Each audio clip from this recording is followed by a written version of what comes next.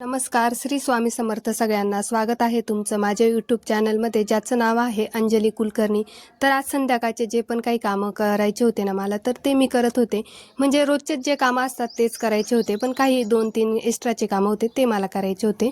इकडे जी ताडपत्री टाकलेली होती, उन्हामध्ये टाकली होती, कारण ती थोडी ओली झाली होती. शेजारच्या मावशींनी नेली आणि आणून दिली आणि माझ्याकडून ती खुर्चीवर राहून गेली आणि त्याच्यानंतर त्याच्यावर पाणी पडलं, सगळी ओली झाली. त्याच्यामुळेच ती उन्हात टाकली होती. वाळल्यानंतर मी घडी केली. घडी तर माझ्याकडून एकटीकडून शक्य नाही, कारण की ती जड पण आहे आणि मोठी पण आहे. मी कधी करत नाही, तर पण घरी कोणी नव्हतं, त्याच्यामुळे मला एकटीलाच करावी लागली. तशीच मी आहे ना ट्राय केली बरं का, पण करून टाकली मी घडी. म्हणजे इतकी काही म्हणजे हार्ड नाही घडी करायला, तर ती मी केली. आणि मला बाकीचे पण काही कामं करायचे होते घरातले, तर सगळे कामं आवरले होते. झाडझूड सगळी झालेली होती, चहा वगैरे पण झालेला होता.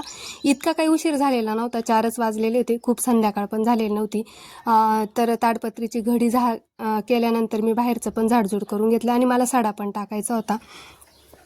आणि ह्या दिवसात जर सडा टाकला ना, तर दिवसभर जी तापलेली जमीन असते तर ती थंड होते आणि आपल्याला पण संध्याकाळी बाहेर बसायचं असतं, तर त्याच्यामुळे थंडावा निर्माण होतो. आणि सडा टाकल्यानंतर जी ती तापलेली जमीन असते आणि आपण सडा जेव्हा टाकतो, तर तेव्हा तो मातीचा जो सुगंध असतो, तर तो खरंच इतका छान असतो. तर त्याच्यामुळे तो आनंद तर वेगळाच असतो. हे जे बाहेरचं पुसायचं होतं ते पण मला पुसायचं होतं, पण तेवढ्यात मिस्टर आले आणि त्यांनी जो पण काही भाजीपाला आणला तो बाहेरच ठेवला. तर तो कुठे ठेवा, एका हातात मॉप एका हातात भाजी. तर म्हटलं आता ही भाजी कुठे ठेवावी, तेवढ्यात मिस्टर म्हणे आणि इकडे मीच घरात ठेवून देतो. तर त्यांनी पिशवी वगैरे घरात ठेवून दिली आणि मी हे जे बाहेरचं पुसायचं होतं तर ते पुसून घेतलं. आणि दिवसभर इतकी धूळ येते आणि पायाला एवढी कचकच लागते. मला थोडीशी पण पायाला कचकच जर लागली ना, तर अजिबात आवडत नाही. त्याच्यामुळे मी सकाळी तर मी पाणी टाकूनच धुते नळ आल्यावर. आणि जे मुलांचे टॉवेल वगैरे धुवायचे होते, तर म्हटलं 1-1.5 तास आहे ना भिजवून ठेवू, आणि भिजवल्यानंतर पटकन निघतात. त्याच्यामुळे मी टॉवेल वगैरे सगळे भिजवून ठेवत होते. रात्रीचा स्वयंपाक जास्तीचा नव्हता, त्याच्यामुळेच मग म्हटलं हे कपडे तरी धुतल्या जातील, सकाळी आपल्याला तेवढंच हलकं. संध्याकाळचे कपडे धुत नाही, पण म्हटलं म्हणजे 4च वाजलेले होते, आमच्याकडे 3:30लाच सावली येते. त्याच्यामुळे आम्हाला संध्याकाळ लगेच सुरुवात जाणवायला लागून जाते. 4 वाजेपर्यंत माझं तर चहा, झाडझूड, घरातलं सगळं काही आवरलेलं होतं. फरची पण पुसली गेली होती आणि हे मॉप मी लगेच धुवून टाकलं, कारण राहिलं का माझ्याकडून राहूनच जातं ते. मिस्टरांनी ज्या पण भाजीपाला आणलेला होता तर तो मी डब्यामध्ये भरून ठेवला. आणि डब्यामध्ये तुम्हाला तर सांगितलंच आहे, डब्यामध्ये खूप छान भाजीपाला राहतो. त्याच्यामुळे मी सगळा भाजीपाला जो आहे तर तो डब्यामध्ये भरून ठेवला. काही भाज्या निवडायच्या नव्हत्या ह्यावेळेस, कोथिंबीर वगैरे पण काही आणलेली नव्हती, त्याच्यामुळे निवडण्यासारख्या भाजीपाला काहीच नव्हता. होता तो मी डब्यामध्ये भरून ठेवला. भेंडी वगैरे आणलेली होती तर ती मी बॅगमध्ये ठेवली, कारण की इतके सारे डबे नाही आहे माझ्याकडे, तर काही बॅगमध्येच ठेवावे लागतं मला. तर संध्याकाळच्या जेवणामध्ये मला आहे ना फक्त खिचडी करायची होती, त्यामुळे आहे ना मी जो पण काही भाजीपाला होता तर तो व्यवस्थित ठेवून दिला. आणि निवडायला आणि चिरायला फक्त कांद्याची पात होती, त्याच्यामुळे मी कांद्याची पात ती सुद्धा चिरून घेणार होते लगेच. हा भाजीपाला म्हणजे आहे ना पिशवीमध्ये उघडून पाहिला मी, म्हटलं त्याला काही घाम वगैरे आलेला आहे का काय, पण तसं काही नव्हतं. तर मी तसंच त्याच पिशवीमध्ये परत फ्रीजमध्ये ठेवून दिला. खिचडीची पण तयारी करायची होती, म्हणजे कांदा, बटाटा मी खिचडीमध्ये जे पण टाकते ते, टमाटा, लसूण भरपूर टाकते बरं का. आणि खानदेशी पद्धतीची खिचडी म्हणजे एकदम स्पायसी. खानदेश पद्धत म्हणजे घरचा मसाला, सगळं काही घरचं. त्याच्यामुळे मुलांनी आधीच सांगून दिलं होतं, आई करशील तर तिखट खिचडी कर, तरच मी खाईल. त्याच्यामुळे मी त्याच्यासाठी ती खिचडी करत होते. खिचडीची तयारी करून ठेवली होती. एवढ्या लवकर तर कोणी जेवणार नाही, 7च वाजले होते. त्याच्यामुळे ही कांद्याची पात जी आहे ना, तर ती मी चिरून ठेवू म्हटलं. कोणी म्हणतं चिरून नाही ठेवू, मग काय माहिती चिरून ठेवता की नाही, ते काही मला सांगता येणार नाही. मिस्टरांनी फक्त जे मागचे कांदे आहेत तर ते चिरून ठेवले होते, कारण त्यांनी भाजी चिरलेली मला आवडत नाही. बऱ्याचशा भाजीपाला तेच चिरतात, कारण की मला सकाळी पण खूप घाई असते, त्याच्यामुळे भाजीपाला वगैरे निवडण्याची बरीचशी त्यांची मदत होते.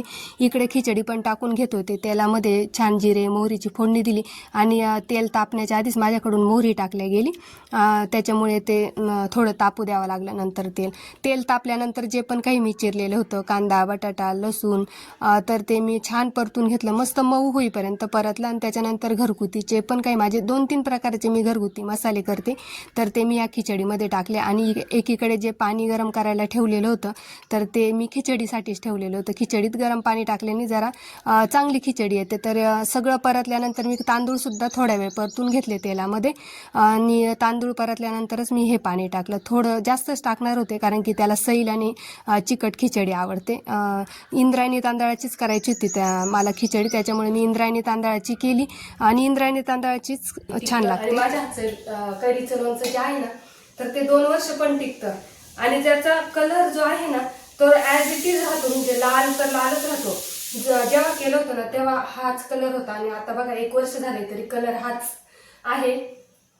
तर तरी अजून म्हणजे थोडासा सुद्धा कलर चेंज नाही झालेला त्याचा. आता आहे ना थोडं खिचडी म्हटली ना तर लोणच्याशिवाय ती जात नाही. पापड, लोणचं, खानदेशी पद्धतीची खिचडी म्हटल्यावर मग आमच्या खानदेशमध्ये असंच जेवण असतं. खिचडी जर केली ना तर पापड, लोणचं, कांदा सगळंच लागतं.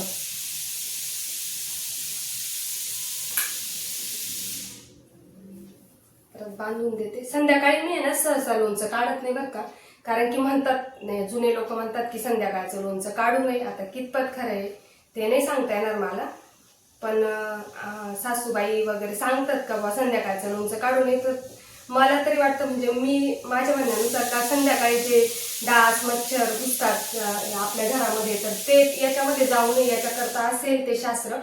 दुसरं शास्त्र तर काही मला माहिती नाही आहे. आणि संध्याकाळचं जर एखादा जरी चिलटं डास जर गेला तर लोणचं खराब होऊ शकतं, त्याच्यामुळे म्हणत असतील. तर 1-2 वेळेसच मी काढले संध्याकाळचं लोणचं. तर चला आता जेवण वगैरे करून घेतो. तर सणसणीत अशी खिचडी पण तयार झालेली आहे आणि या मग सगळ्यांनी तुम्ही पण जेवायला. तर चला भेटूया नेक्स्ट व्हिडिओमध्ये. तोपर्यंत सगळ्यांना बाय.